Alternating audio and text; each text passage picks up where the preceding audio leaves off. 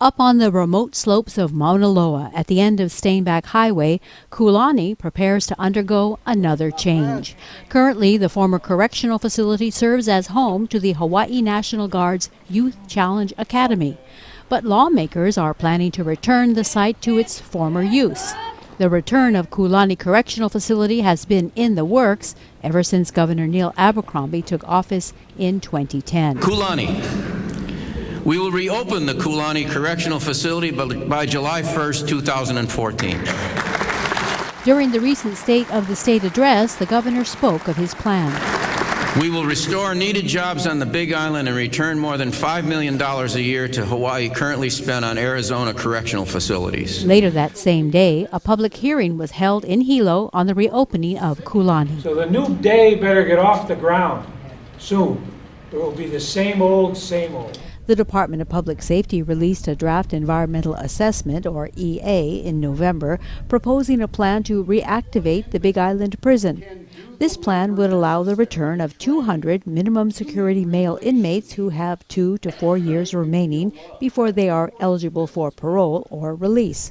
It also calls for the addition of 96 required staff at Kulani and details some minor repairs and upgrades around the 280-acre facility, including kitchen equipment and electrical work. People come out of prison. Ted Sakai, the state's Public Safety Director, was on hand to answer questions. We are doing our due diligence, and that's a legal term. We did an environmental assessment to make sure that we're not gonna do anything to the land that's up there. So what we want to do, the reason we had this meeting is we want to make sure that the people in this community have every opportunity to know what we're doing and to give us their input. This renewed operational capacity at Kulani will not require any new funds. The new Kulani will work with the University of Hawaii at Hilo to provide inmates who are 2 to 4 years from finishing their sentences with the tools to prepare them to re-enter our community as functioning and participatory members of our society. The prison was closed in July of 2009 under the administration of Linda Lingle. The announcement of the decision came suddenly. We're announcing today that because of the troubling economy and continuing budget shortfalls, the Department of Public Safety is going to close the Kulani Correctional Facility. State officials plan to turn the facility over to the Hawaii National Guard for use as a second location for the Youth Challenge Academy for troubled teens. We've had 14 years of experience. It's currently located in Loa. The paramilitary school already had a campus on Oahu. And what we do is we take 17 to 18-year-old at-risk students that in the current program in school and based on their progression will not be graduating with their class. This is their last chance to obtain a high school diploma. So we take these at-risk youth and we have them stay with us for 22 straight weeks, 24 hours a day. They are mentored, they are schooled by educators, and at the completion of our program, they receive a high school diploma. A few days later, a big hearing was held between state lawmakers, county officials, and the public concerning the impacts of the shutdown. And I want to take this opportunity to respectfully urge the Lingle administration to reconsider. When I go through the dorms at night, and my staff too, the inmates, the ones who are the most powerless, ask if everything's okay with us, not them. If you want to talk about the success of Kulani, that's what you should look at. The sex offender treatment program has been discussed, and the data is very telling that since 1988, fewer than 2% of Hawaii sex offenders who receive treatment have been returned to prison for new crimes, and that compares to a national average of 11%.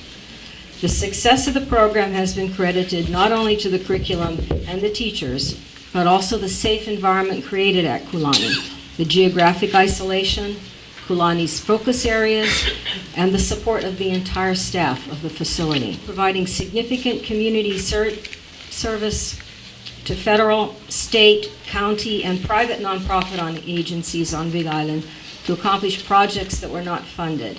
And we're circulating to you a report that we requested It estimates that since 1997, the worth of these projects has been $2.3 million. Today, Ted Sakai agrees. Finding substantial savings depends on how you look at the issue. It depends on how you look at money savings. If you look at pure expense, yeah, it's cheaper to house our prisons, to incarcerate our citizens up in Arizona, because the cost of living is much lower and the facilities are of a more modern design. But I think you got to look beyond that to the economic value of keeping the dollars, spending Hawaii dollars in Hawaii versus sending Hawaii dollars to Arizona and spending it there. Then you have the human aspect, because we're talking about people's jobs, we're talking about people's families being incarcerated and whether they can visit their loved ones in a prison here, or do they have to go to Arizona? So we have to take into these factors when we talk about costs. Also, when Kulani closed, many corrections officers lost their jobs. This closure is not a reflection of the 76 employees currently employed at Kulani. They are and have been hardworking and dedicated public servants. We recognize this action will have a serious impact on our employees and their families, but the difficult decision was necessary. Hilo attorney Ted Hong represented the employees of the United Public Workers Hawaii Division and said that their own union failed to handle the situation properly. Some employees were at work, others were off duty and called to report to receive their notices. Upon giving our notices, we were instructed that we had only a couple of hours to make the decision on which island we had to move. The union responsible to uphold the terms and conditions of the collective bargaining agreement has essentially turned a blind eye towards these individuals. Last week, we asked Sakai about these displaced workers and whether or not they would be first in line for a job. When the time comes, we want to make sure that the people who worked at Kulani have an opportunity, every opportunity to get their old jobs back. It's simple as that. You guys know what we're all about. We're here for truth and justice. At the recent meeting in Hilo, Sakai heard a lot about the pu'uhonua concept from a passionate group known as Ohana Ho'opakele. And our main purpose here is to keep Kulani open. In 2010, the prison closure prompted this press conference by the group outside the Halekaulike courthouse in Hilo. They came out first saying that this is going to be for the youth, a youth training camp, camouflage, typical weapons of mass destruction. Led by Sam Kaleleiki, the group began to promote the idea of a pu'uhonua at Kulani. So starting one here as a model project, if it works, do one for every island, and then ideally go one for every district in Hawaii. The forest alone is a forest where you got a lot of natural vegetation and natural Hawaiian herbs, and plants like olona, maili, and hapu, and all this, where our people can raise and have nurseries, and work and become self-sufficient, and also learn farming and all this. So when they get out, they can become practitioners. Kulani is the most capable of being self-sufficient, and they have done it in the past. They have, if you read the press statement, they had 300 pigs up there, 200 cattle. Meanwhile, the Lingle administration charged full steam ahead with the Youth Challenge Academy. But the beauty, Rick, today of this dedication is that we're admitting that the citizens of this state will leave no youth behind. When the fiscal crisis hit Hawaii as it hit the world in September of '08, and we were looking at the figures, and we were looking at the per day per prisoner cost to house a prisoner in the state of Hawaii in our various facilities. And Kulani stood out because the cost was maybe double anywhere else. It was so high. How could we move these people somewhere else and we could save money, and then maybe we could use this facility for something else? And then our Adjutant General, Bob Lee, who's sitting over here, pipes up and says, how about Youth Challenge Academy? We could expand the Youth Challenge. And it seemed like such a perfect idea when they described the facilities that existed here. Then a new administration and a new philosophy. Governor Neil Abercrombie took over and promised to bring the prisoners back to the islands. Freeze it! Freeze it! The The Youth Challenge Academy would have to be relocated, of course, most likely to the military reserve in Keaukaha. And surprisingly, Ohana Ho'opakele's push for a pu'uhonua gained traction at the state legislature. Yeah, we're kind of surprised too that our old bill that we drafted together with Fei Hanohano back in a couple years ago was resubmitted, and I think it was mainly through the efforts of Kupuna Uncle Joe Tassel from Waimanalo.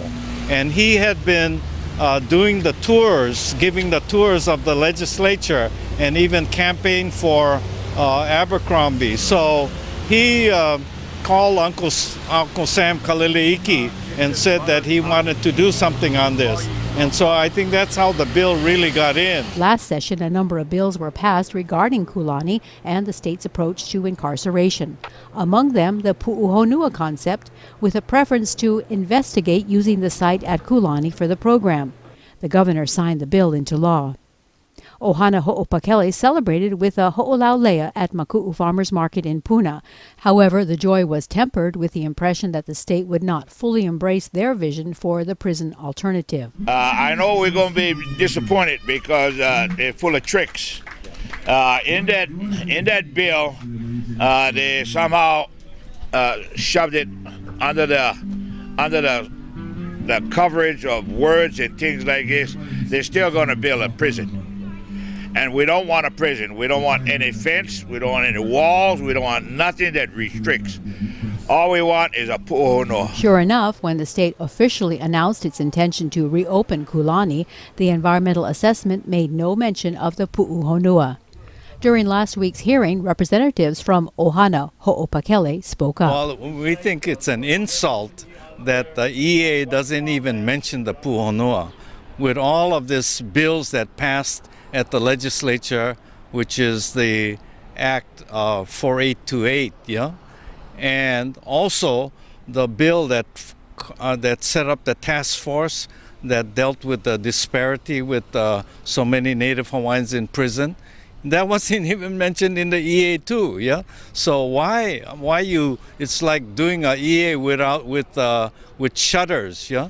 You don't even mention the fact that the land on Kulani stands is originally Crown lands, yeah? That's a misconception about that. What the legislature said was the legislature told us to work with Ohana Ho'opakele and other similar groups to explore the concept of pu'uhonua.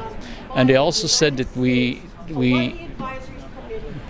need to work with the Department of Land and actually the PLDC to locate a site on state land for this pu'uhonua with a preference for the Kulani Correctional Facility. So I've actually met with Ohana Ho'opakele 3 times here. I've come to Hilo 3 times to meet with them. I met with them in Honolulu at a big summit on pu'uhonua, and I had a phone meeting with them to discuss how we can move forward together. So we are working very closely with them. He's asking for 96 staff for 200 pahao, okay, 200 inmates. That's one staff for 2.08333333 pahao, yeah? That's not saving money. He put in a budget for 2013 for $233 million. If you round that off for 6,000 pahao, that's almost $39,000 per inmate, right? Then for 2014, he asked for $249 million budget. That's almost $41,000 per pahao. So the way you look at it, it doesn't look that the situation is getting better, right? You're planning for job security of the people who work for the Department of Public Safety. It's not looking for down the road for a solution to cut down the cost of high incarceration. I think we got to work. We're not saying Ohana Ho'opakele go and do it by ourselves, but we said do what it says in the bill.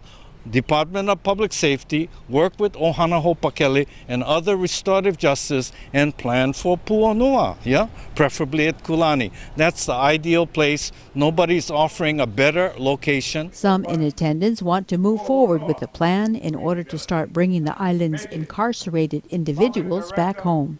It's something that we want to return our prisoners back home so the family can visit them. In Arizona, it's, they're talking about programs and stuff. I think one of the things is to not get the cart before the horse. I mean, make sure you get the program come back with get the support so that we can get the funding from the legislature.